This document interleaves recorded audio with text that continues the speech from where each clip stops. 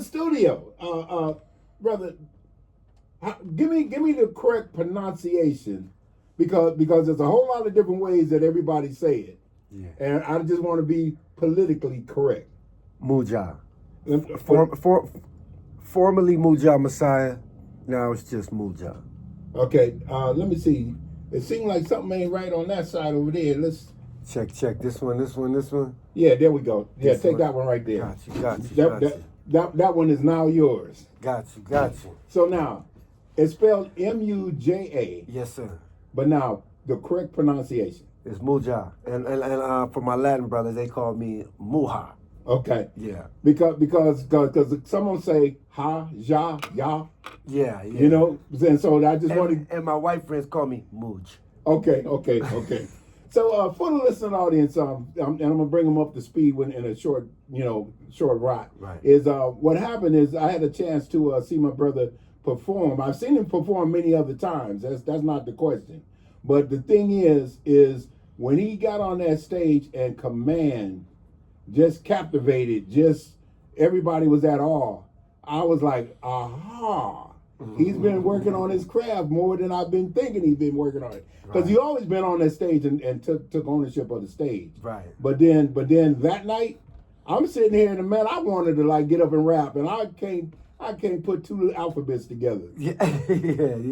So where does that come from? Give us a little bit about yourself. Where you from? Talk about it.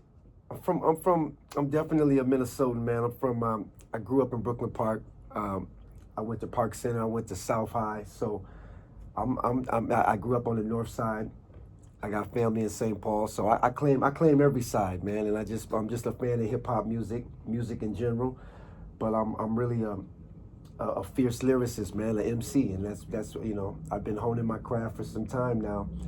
And that particular night, I was doing one of my new songs called "Handsome as Jesus." Okay. Yeah. So now, where does that creativity come from? Because lyrically, dude, I was like sitting here and I'm like, okay, what?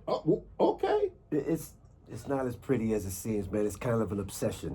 I'm blessed with a curse. I as far as vocabulary and words and syllables, I'm always trying to put them together.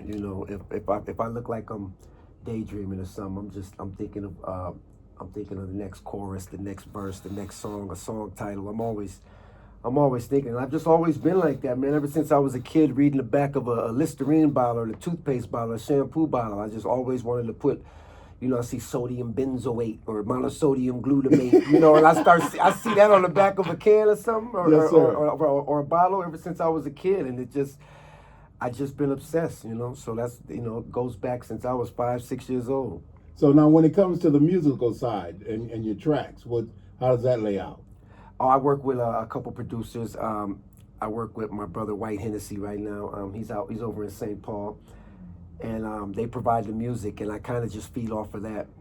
Sometimes I write without the music, but for the most part, when they send me that one, when you hear that one, yeah, and it's like, oh, okay, you sampled the OJ, or you sampled Earth, Wind and Fire, or you sample, I always wanted to rap over this, or sometimes it's an original track, but I really get inspired by the instrumentation of it first. Okay. So now, when it comes to actually being on stage, and in the midst of performance, what is it that you, as an artist, want people to see or remember or look at and say, ah? Well, I'm an MC. I take pride in that. That stands for microphone controller. The same way you command just drive time, 89.9 drive time. The same way. Shout out to Otis the Entertainer. You know what I'm saying? Yeah. But same way. Dog. That's what I call him. Yeah. I'm down with KMOJ since y'all was in the projects. Yeah. But MC is microphone controller, move the crowd, and I also want the crowd to feel like they're a part of the situation as well. So I do a lot of crowd participation, and I've been doing a lot of open mic stand-up comedy lately, and that's been helping me. One hand washes the other, and the comedy's been helping with my music, and the music helps with my comedy. So I want to make eye contact. I want crowd participation. Mm-hmm. So I want everyone to feel like it's a party, whether it's comedy or whether it's hip hop. So that's my goal when I'm on stage. Okay, so now this coming up Saturday, you're going to be at Sabathani Community Center, which is 38th and 3rd Avenue South, Right. or some people say 310 East 38th Street. Well, it all depends on how you grew up. The first way. Okay. When you say the second way, I don't even know where we at. I don't even know where we at when you say it like that. But yeah, I grew. My dad used to live on 36th and 4th. We was living next to Sharon Sales Belton back in the day. So that's one of my old stomping grounds as well. We got Frank Centwali performing. We got young kid Louis Blaze. He's amazing. He's with Mickey Breeze. We got Oracle Uno on the ones and twos.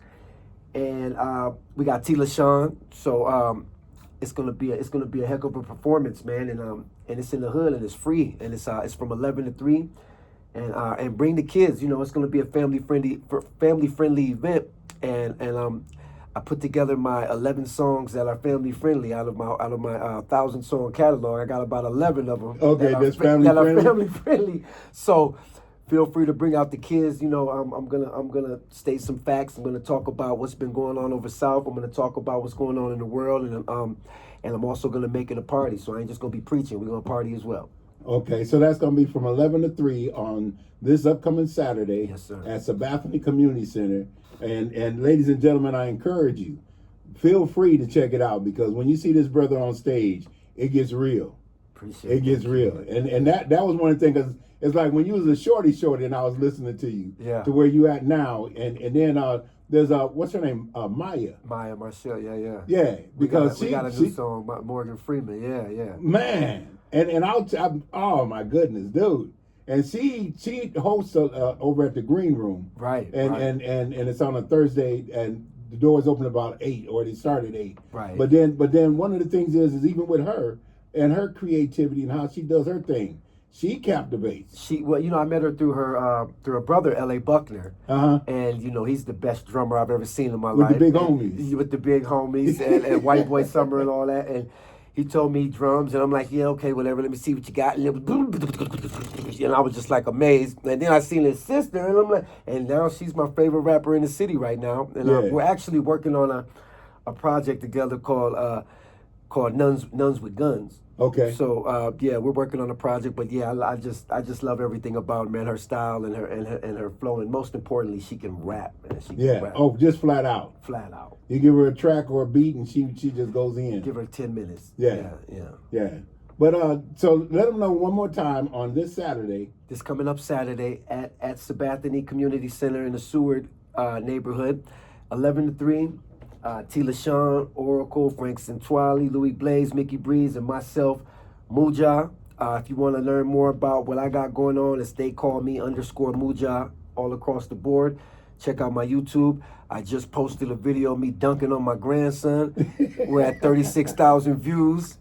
If you don't want to hear the music, you can check out the videos, or you can see me dunking on my grandson or doing a backflip off a pontoon, whatever you want. I got it all. Okay, and then when you talk about pontoon, let's me and you get to the water and do some fishing. Oh, I would love to. And I want to say thank you for, been seeing you, been around KMOJ my whole life. You know what I'm saying? I was born in 76, same year as KMOJ. And for you to bring me up here, I've interviewed with Disco T, rest in peace, Dan, Speak, everybody, and but to be invited up here by the young legend himself, Q Bear, it's an honor and a privilege, and I appreciate it. Man, well, it's an honor and a pleasure to know you, and dude, I'm telling you, you captivated that stage that night, and I was like, man, I gotta get him over here if I have to put him in a headlock. Yeah, nope, you don't have to. Just tell me when and where, man. And I live 10 minutes away. I pulled up on in my Lamborghini. Because I was gonna run out without that Lamborghini and let them know. It's like when you see somebody and you see him rolling, right? Yeah. And then you say, was he on the scooter?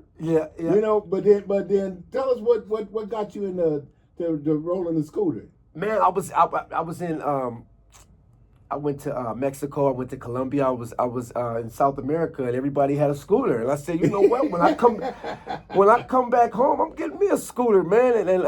And once they told me that it cost $2.25 to ride for 10 days, I said, oh, I'm in. So you catch me on the scooter. I don't have my Bluetooth speaker with me today, but Yeah, I leave the studio and I play my tunes on the scooter and it's free. I can smell the barbecue. I can hear the kids play, and you know what I'm saying. It's just it's amazing. It gives me a sense of freedom when I'm out and about. No doubt. I'm not confined. I'm not confined in my car in my AC. There you go. I hear you. That's why I roll my windows down. Yeah. And drive. Right. But one of the things is if somebody like to get in contact with you or follow you, what's that social one more time? At they call me _Muja. Or you can just call me at 952-9999. Just kidding. But yeah, check me out on YouTube. Just go to Muja Messiah at they call me _Muja. Wherever you'll find me. No doubt, brother. I appreciate you and keep doing what you're doing. Appreciate you too, brother. Thank you. No doubt. It's FM 89.9 KMOJ. Ladies and gentlemen, get ready because we finna dig in the crates. Oh, that was awesome.